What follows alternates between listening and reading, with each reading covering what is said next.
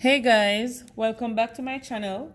Thank you very much for liking, sharing, commenting, and watching the videos, guys. I really appreciate that. And so please continue to give me a thumbs up, leave your comment, and I'll get to you if a question is there, and I also respond to your feedback. So for today's video, guys, I'll be explaining the introduction to sequence. The most commonly used is arithmetic sequence, or some would say arithmetic progression, and geometric progression or geometric sequence. And it could go. So as it relates to arithmetic sequence, guys, this is a sequence of numbers such that the difference between the consecutive terms is constant. All right, guys, so this constant is known as a common difference, where you either add or subtract the particular number. So to find the common difference here, guys, you subtract the first term from the second term. As it relates to geometric progression, this is basically a sequence of numbers where each term after the first term is found by multiplying by the previous number or a fixed number that is a non-zero number to identify the common ratio. So arithmetic sequence deals with common difference, FFERENCE. Common difference, and geometric progression deals with a common ratio, and that's very important to know, guys. So for arithmetic, you either add or you subtract, and for geometric, you either multiply or you divide. All right, guys, but it's a very simple one. So let's get right into the general form given and what it actually means. So for arithmetic sequence, the general form given is AN is equal to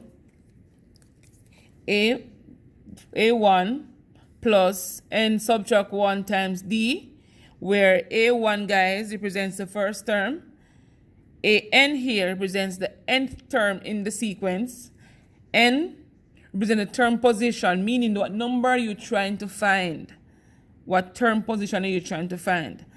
And the D here is the common difference. So for the common difference, as I mentioned in the earlier, that it's the first term subtracted by the second term. So it's A2 subtract A1, or A3 subtract A2, or A4 subtract A3. So guys, if you're given numbers like 1, 3, 5, and 7, how do you know what's A1, A2? A1 would be your first term, that's 1. A2 will be your second term. A3 will be your 5. A4 will be your 7. And so to find the common difference between these two, you're basically subtracting them. So for example, this one, A2 is 3, subtract A1, which is 1. So right here, my common difference is 2. If I try the second or the third, it should give me the same answer. So A3 is 5, subtract A2, which is 3, which is also 2. So you see, guys, it's consistent. Let's go for the fourth one. So it's A4, which is 7, subtract A3, which is 5, and the answer given here is also 2. So right here, guys, my common difference is equal to 2. And so this is very important to know before you move on to anything else in solving arithmetic sequence. As it relates to geometric progression, guys, let me take this part away so it doesn't confuse you. Progression, guys, the general form is AN is equal to A1 times R raised to the n subtract 1. Again, AN here represents your nth term.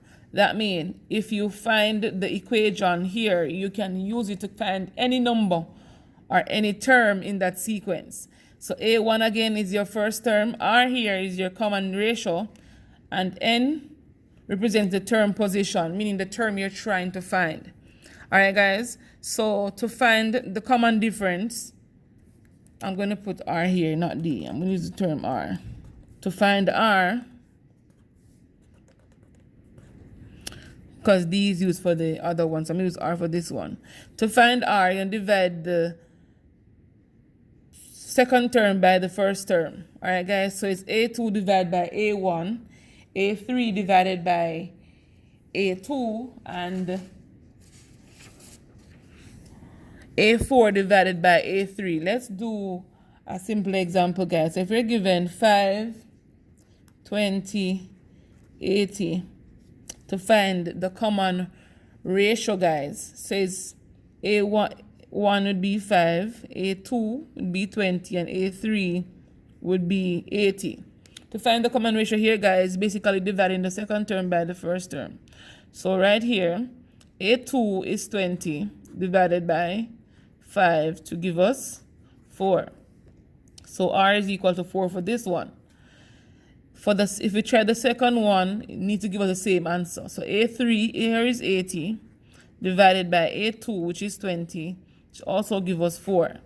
And so, guys, we always try this for maybe one or two of them, or maybe three, to ensure that it works for all of them.